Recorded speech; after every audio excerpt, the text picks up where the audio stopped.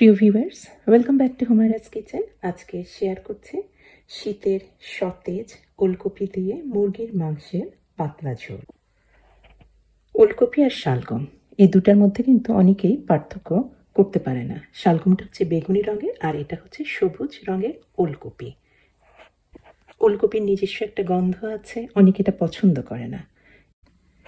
এই জন্যই ওলকপিটা কিছুটা প্রসেস করে নিচ্ছে। রান্না করার আগে কিউব কিউব করে কেটে নেওয়া এই ওলকপিটা আমি কিছুটা ভেজে নিব। আমি নর্মাল তেল দিয়েছি, আপনারা কিন্তু এখানে সরষের তেলও ব্যবহার করতে পারেন। আর সামান্য কিছুটা হলুদ লবণ দিয়ে একটু হালকা ব্রাউন করে ভাজতে হবে। ভাজতে ভাজতে কিন্তু মোটামুটি অর্ধেকের মতোই কিন্তু রান্না হয়ে যাবে।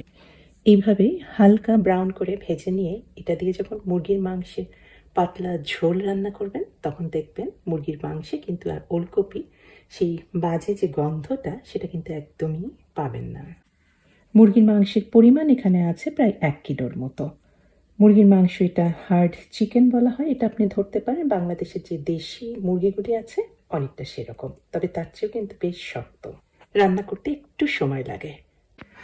বুঝতেই পারছেন মুরগি কাটার ধরন একেবারে হুলস্থুল অবস্থা হয়েছে। আচ্ছা, যাই হোক, অসুবিধা নাই। এই মুরগি রান্না করে দেখাচ্ছি কিভাবে ওলকপি দিয়ে শুরুয়াটা রান্না করবেন। ধুয়ে রাখা মুরগিগুলি তৈরি থাকতো, আমি এখন একটা জাস্ট মশলা তৈরি করি। এটা আসলে মশলা না, আমি পেঁয়াজটা কেটে দেবো না, আমি দেবো পেঁয়াজটা বেটে। আর বেটে দেবো মানে ওই গ্রাইন্ডারে আমি জাস্ট গ্রাইন্ড করে নেব। রান্নায় আমি আপনাদেরকে বলি অবশ্যই রসুনটা আদাটা একদম ফ্রেশ ব্যবহার করার চেষ্টা করবেন, গুঁড়া দেবেন না। আমি কয়েকটা রসুন কোয়াও দিয়ে দিয়েছি আর একটা দিয়েছি টমেটো। টমেটো আমি আর কেটে দিচ্ছি না, এটাও আমি ব্লেন্ড করে একদম মিহি করে নিয়েছি। এখন রান্নাটা শুরু করছি। আমি ওলকপি ভাজা সেই কড়াইয়ে কিছুটা তেল দিয়েছি। আপনারা এখানে অবশ্যই আবার সর্ষের তেলও কিন্তু ব্যবহার করতে পারেন।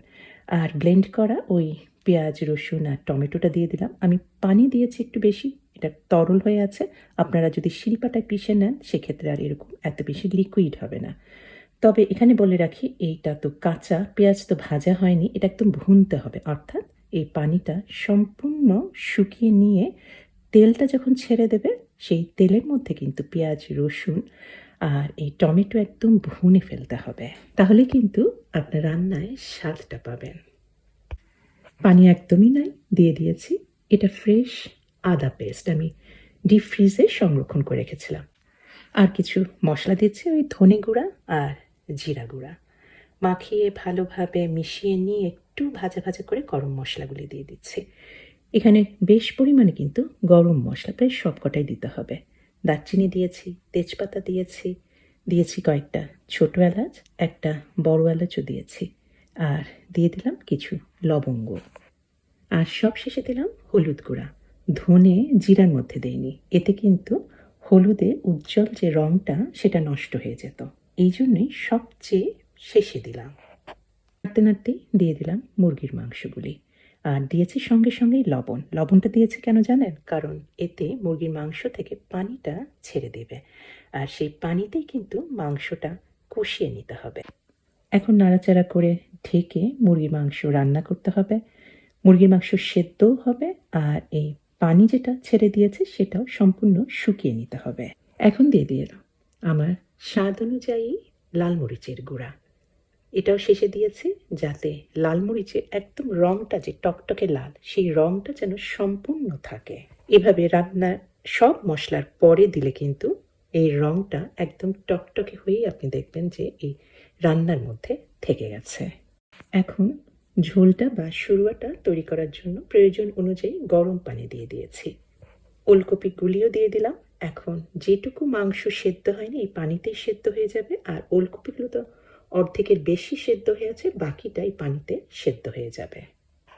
3-4টার মতো আমি গোটা রসুন কোয়া দিয়েছি, আমি চোকাটা কিন্তু সম্পূর্ণ ছিলিনি। আর এখন দিয়েছি বলে এই রসুন কিন্তু সম্পূর্ণ গলে যাবে না, এভাবে গোটাই হয়ে থাকবে, খাওয়ার সময় খুব ভালো লাগবে।